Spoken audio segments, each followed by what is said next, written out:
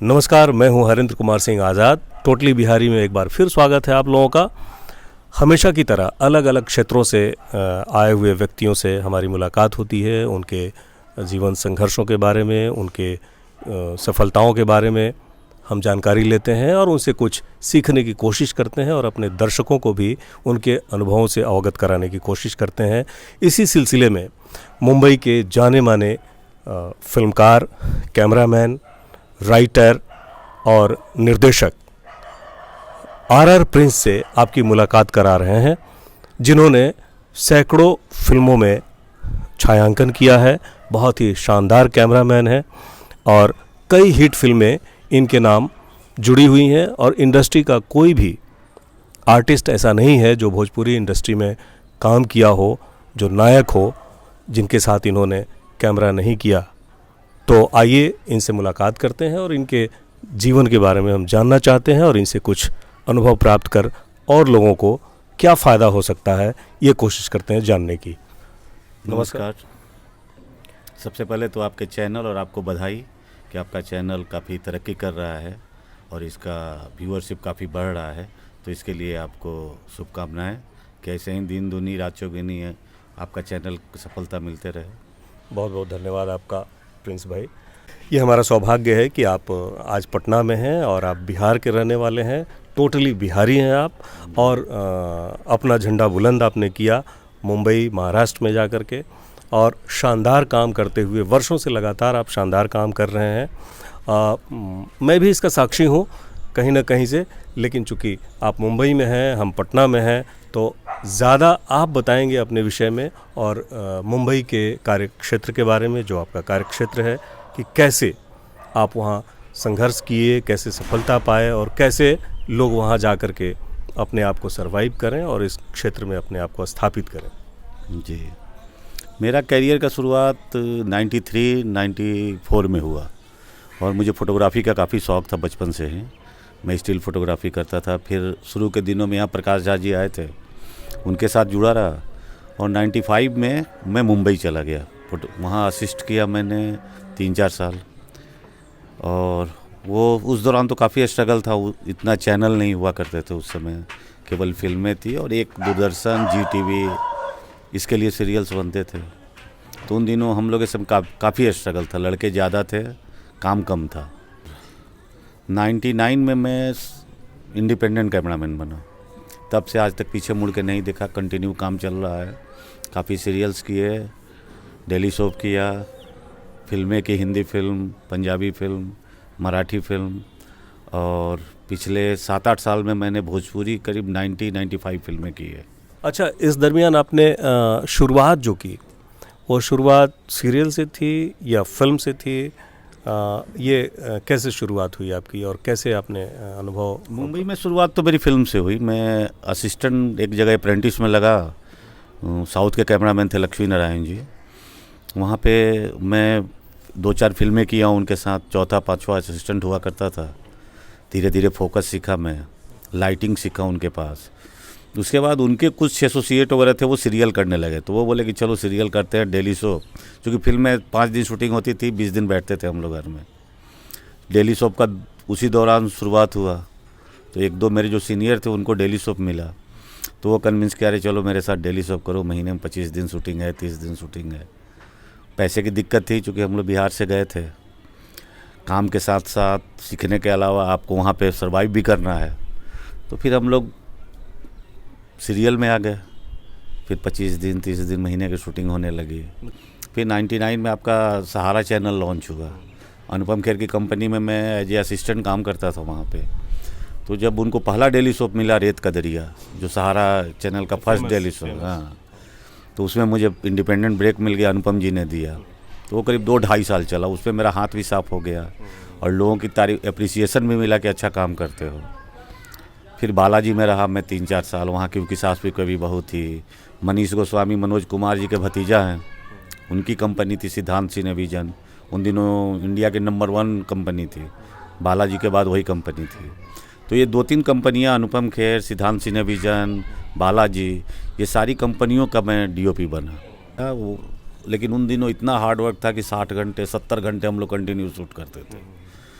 तो अच्छा, ये बताइए कि कोई फिल्मी बैकग्राउंड न रहते हुए भी आपने ये हिम्मत कैसे की कि हमको मुंबई जाना है और वहाँ पे आप ये डिसाइड पहले से था कि कैमरा ही नहीं, करना है या हाँ अभिनय कैमरा करना ये डिसाइड था। ये चूँकि मैं बिहार में मैं जिन दिनों स्कूल में पढ़ता था तो मैं फोटोग्राफी वगैरह करता था, स्टिल फोटोग्राफी, फ़ोटो खींचना, फ़ोटो देखना, नेचर को देखना। ऐसा कुछ नहीं था कि फिल्म ही करना है, फोटोग्राफी का शौक़ था। और चलो पैसा कमाना नहीं कमाना वो सेकेंडरी चीज़ है, लेकिन जो चीज़ आपका हॉबी है उसको आप प्रोफेशन बना लेते हो कि आपका हॉबी है, उसी आपका आजीविका का साधन भी हो गया, तो बहुत मज़ा आता है। तो उसमें चूँकि पैसे आने लगे तो मज़ा आने लगा। मुझे वाइल्ड फोटोग्राफी में मज़ा है, लेकिन चूँकि अब मुंबई में रहते हो वाइल्ड फोटोग्राफी कुछ था नहीं, और सीरियल में इधर आए तो इधर माइंड डाइवर्ट हो गया।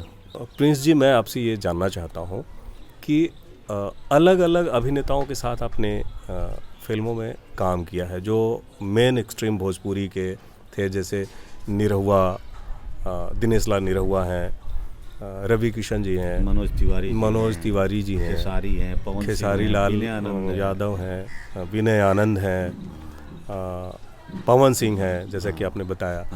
तो इन सारे अभिनेताओं के साथ काम करने में, चूँकि ये सारे लोग भोजपुरी भाषी हैं और भोजपुरी फिल्म किया, तो सबके साथ अलग अलग आपके कुछ अनुभव रहे होंगे निश्चित तौर पे। तो वो क्या है, हम चाहेंगे कि आप उसको शेयर करें दर्शकों के लिए। इन सब एक्टरों के साथ एक प्लस पॉइंट ये था ना कि ये लोग डेडिकेटेड थे, रॉ हैंड थे। ये लोग गांव में सिंगर थे।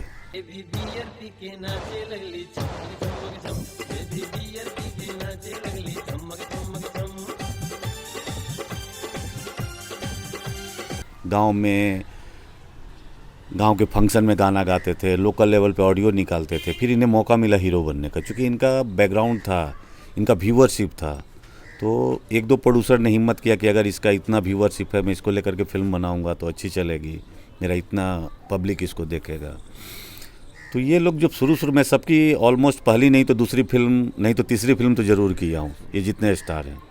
उसके बाद तो सबके साथ 10-10, 15-15 फिल्म किया मैं। ये लोग रॉ हैंड होते थे, जिस तरह से हम लोग गाइड करते थे या जो भी इनके सजेशन होते थे नेचुरल, ये लोग नेचुरल एक्टिंग करते थे। एक्टिंग कोई ये नहीं है कि आप कोई इंस्टीट्यूट में सीख लोगे, आपके अंदर होना चाहिए। तो इनके अंदर इनबिल्ट था ये। तेरी हड्डी तो सामने वाले की बॉडी।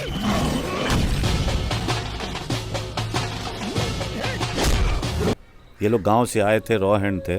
टेक्निकल हम लोग थे संभालने के लिए, कोऑपरेट करते थे हम लोग, वो लोग भी कोऑपरेट करते थे, सीखने के लिए तैयार थे, काफ़ी मेहनत करते थे। भोजपुरी भाषा ऐसा है ना कि आप गांव के इंटीरियर में चले जाओ, वहाँ के लोग बहुत अच्छे तरीके से हिंदी समझते हैं। सारे भोजपुरी भाषी हिंदी समझते हैं, ऑलमोस्ट मिलता जुलता लैंग्वेज है। लेकिन भोजपुरी ऐसा लैंग्वेज है ना कि लोगों का लगता है कि मेरा लैंग्वेज है, मेरी माँ है। तो पब्लिक जब इन एक्टरों को देखती है, इनका बोलने का स्टाइल, इनका चलने का स्टाइल, तो इसमें हीरो नहीं देखते हैं, वो सलमान शाहरुख नहीं ढूंढते हैं, वो अपने आप को ढूंढते हैं। आज इसीलिए खेसारी, पवन, दिनेश इसीलिए दिलों पे राज करते हैं कि सारे ऑडियंस जो है उनको स्टार नहीं समझते, उनको समझते हैं कि मैं हूँ ये। खुद से रिलेट कर लेते हैं, खुद रिलेट करते हैं कि मैं कर रहा हूँ, मेरा भाई कर रहा है। बैठने का स्टाइल, खाने का स्टाइल, हमारे गाँव में घर में जो होता है कल्चर। अरे बाजा ये देवता बाजा, ना तो हमार किस्मत फूट जाई। अरे अब ना बजबा तो कब बजबा? ओए चाचू, अभी फोन नहीं बाजी, अब तो सिर्फ सहनाई बाजी, सहनाई तोरे भी आके।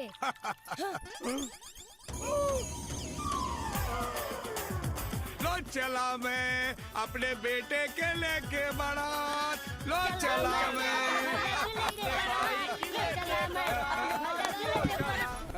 इधर ऐसा देखने में आता है कि भोजपुरी के नाम पे लोग भोजपुरी भाषी ही अब थोड़ा सा कटते हैं, थोड़ा सा अपने आप को शर्मिंदा भी महसूस करते हैं कंटेंट को लेकर के, कि भोजपुरी में कुछ इस तरह का प्रयोग किया गया कि भोजपुरी के कल्चर पे थोड़ा सा बुरा प्रभाव पड़ा।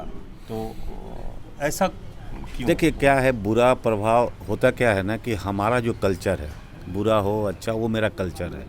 आज जैसे हमारा हर स्टेट का अपना एक लोक कला है, लोक गाथा है, मेरे यहाँ वही है। जैसे आज हम थोड़ा पढ़ लिए हैं लेकिन मेरी संस्कृति क्या है, हमारा बिहार का संस्कृति लौंडा नाच है। आप उसको भलगर नहीं कर सकते हैं, क्योंकि सोच का अंतर है। हमारा संस्कृति वही है, लौंडा नाच सदियों से आ रहा है। मेरे तो हमारा खेसारी लाल यादव सुपर स्टार है, आज भी साड़ी पहन कर ना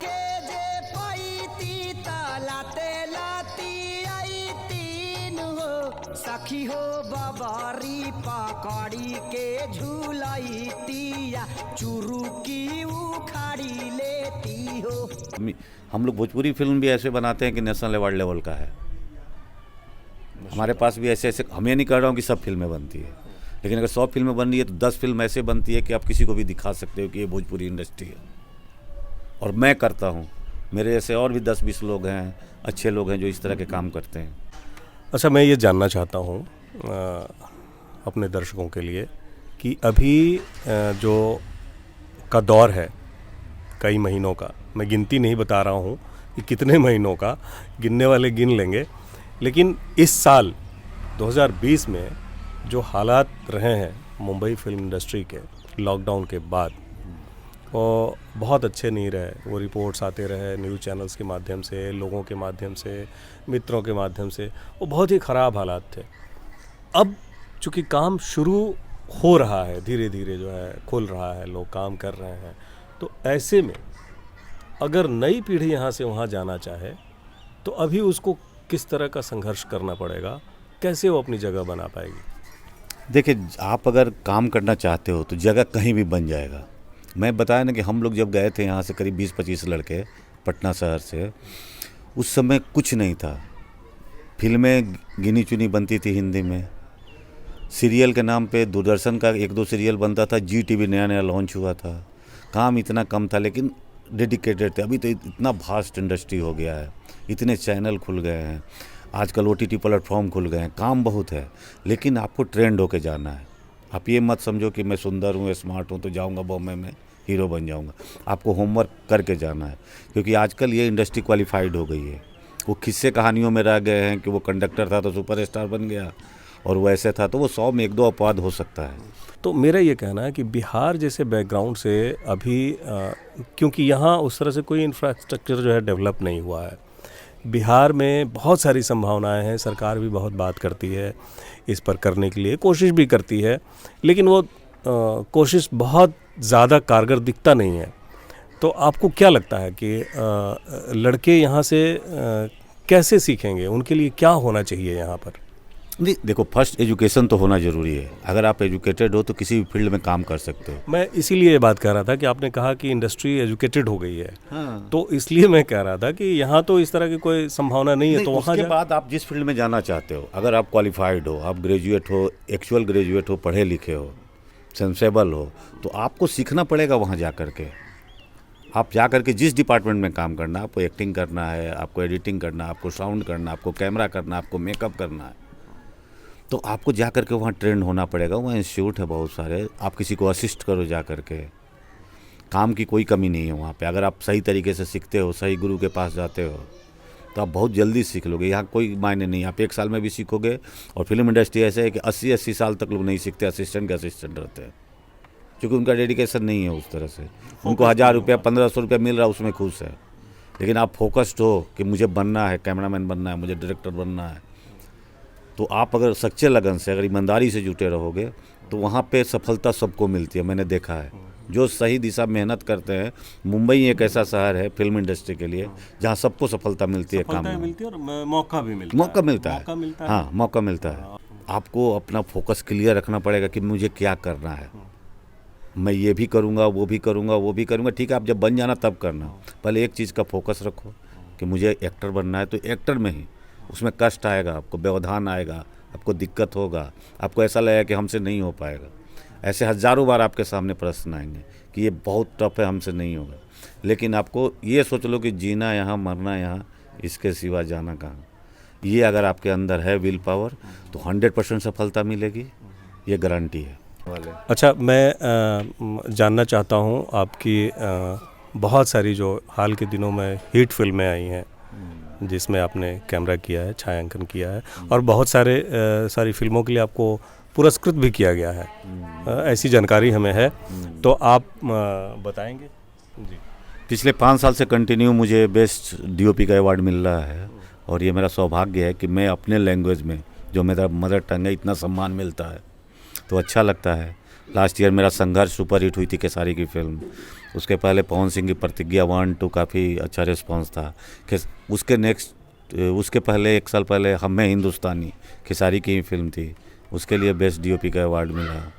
फिर मेरी एक फिल्म थी इच्छाधारी, मैं वीएफएक्स का काम भी मतलब फोटोग्राफी अच्छे से करता हूँ। भोजपुरी में हम लोगों ने वीएफएक्स की फिल्में की, इच्छाधारी, नाग, नागदेव, नागराज, जो सारी वीएफएक्स बेस्ड फिल्में थी, तो उसमें भी मुझे लोग बोलते हैं कि अच्छा करता हूँ मैं, तो उसके लिए भी काफ़ी मुझे अवार्ड वगैरह मिले हैं और रिस्पांस अच्छा है, अच्छा लगता है। अपना लैंग्वेज अपने जुबान में काम करता हूँ और वहाँ पे सही सम्मान मिलता है तो बहुत अच्छा लगता है। हम लोग ये बोलते हैं, अपने अंदर ये विल पावर रखते हैं कि हॉलीवुड का कोई डीओपी अगर जो करता है मैं कर दूंगा। तो दर्शकों, जैसे कि आपने सुना आर प्रिंस ने कितनी मेहनत की, कितना स्ट्रगल किया और कैसे इंडस्ट्री में अपना मुकाम हासिल किया, और आने वाली पीढ़ी को, जो नए लड़के हैं वहाँ जाना चाहते हैं, सीखना चाहते हैं, अपना करियर बनाना चाहते हैं मुंबई फिल्म इंडस्ट्री में, उन्हें क्या करना चाहिए ये भी बखूबी इन्होंने बताया, जिस पे वो अमल करके आगे बढ़ सकते हैं, अपना करियर बना सकते हैं, भविष्य बना सकते हैं, वो भी स्टार बन सकते हैं। बहुत बहुत धन्यवाद आपका प्रिंस भाई कि आपने अपना समय दिया हमारे लिए। हमारा सौभाग्य है टोटली बिहारी चैनल का कि आपने समय दिया और इतनी अच्छी बातें हुई और हमारे बिहार के नई पौध के लिए बहुत सारी जानकारियाँ मिली, उत्साहवर्धक बातें आई। बहुत बहुत धन्यवाद।